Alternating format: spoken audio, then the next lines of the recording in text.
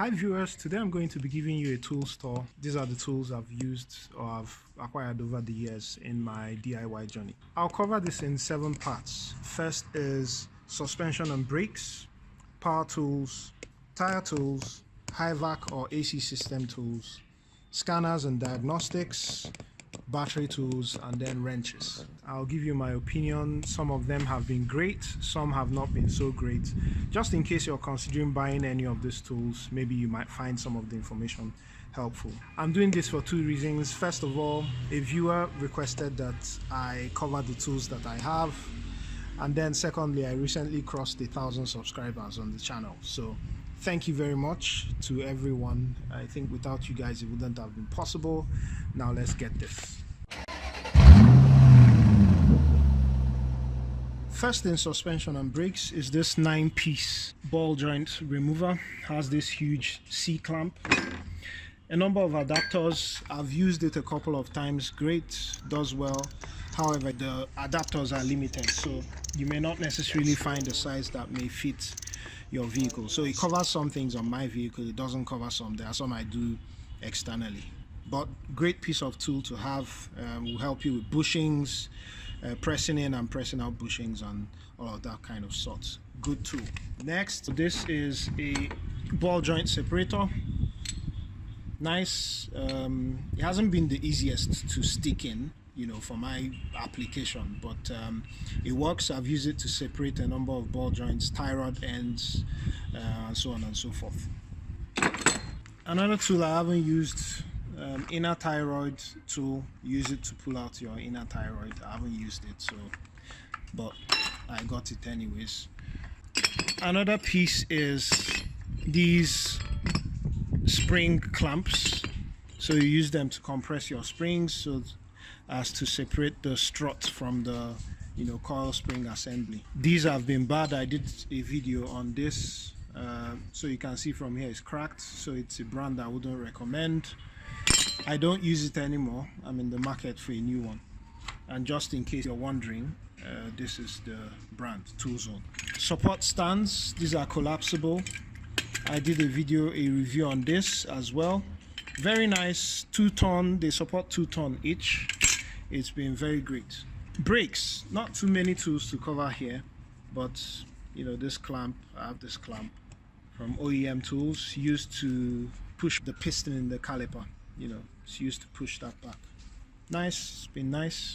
This is your brake fluid tester. So this tells you the level of moisture you have in your brake fluid. You know, you press this light, and depending on the light that lights up, you know whether to change your brake fluid or not. It's been working well. One other tool, my cheater pipe. Nothing fancy. I don't have a long breaker bar, so I just cut a piece of galvanized pipe. Rubber mallet, very good to help separate things. Metal mallet as well, even though I don't use this as much anymore since I now have the ball joint separator kit I talked about earlier. Moving over to power tools, I first got this impact driver. Actually, I shouldn't have got, because I was looking for an impact wrench and not an impact driver. There's a difference between the two. This is meant for driving screws and things like that. I now use it around the house mostly, but yeah, so don't make the same mistake I made. Now that brings me to this. I got the Ryobi 1833, which comes in a kit. It has the charger, fast charger, and all of that, and comes with a 4 milliamps power battery. It's been pretty good. I've used it severally, holds up nice. Just 2 tools for tires. First is this Michelin gauge that I have. Yeah, it's been good. Then this oasser portable tire inflator. I've also done a review on this. You can catch that video via the card posted on the screen. Next is HVAC tools or AC system tools. I got this set of manifold gauges many years ago. It still works great. It's been good. It's made in China, but it's worked pretty well, to be honest.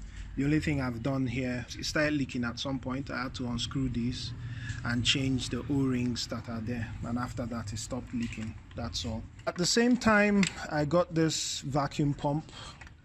It's a 1/4 horsepower, one-stage vacuum pump, also made in China. It's the Value brand. To be honest, this has been one of the very good investments I've made, over the years.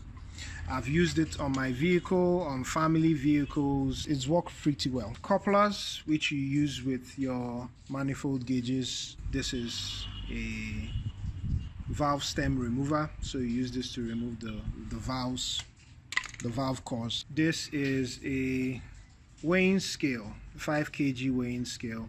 I use this to weigh my refrigerant can and then get the appropriate volume of refrigerant to put into the car. Always best to recharge by weight and not by pressure. As you must have seen in some of my recent videos, I got the Autel MaxiPRO MP808TS. Very brilliant tool, and one that I will recommend without any reservations to any person who's intending to get a tool.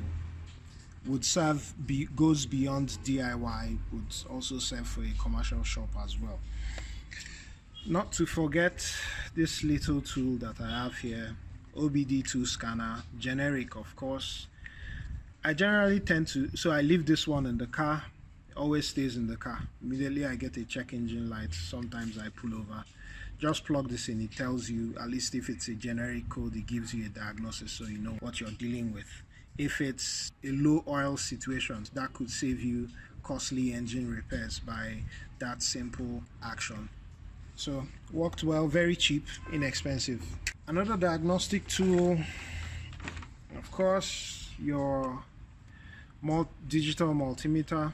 This is one of those cheap ones I got on Amazon, to be honest. It's one I would want to upgrade in the near future, but yeah, it works. I've used it. Parasitic drawers and all that kind of stuff, working on batteries and so on and so forth. I also have this borescope. I've used it to look into the combustion chamber of my power generator. I did that where I was trying to look at the carbon buildup in the combustion chamber. It's been pretty nice. I think I got this for about 19 pounds, I think. Yeah. One other thing I have, which I haven't used, is a compression tester or compression gauge.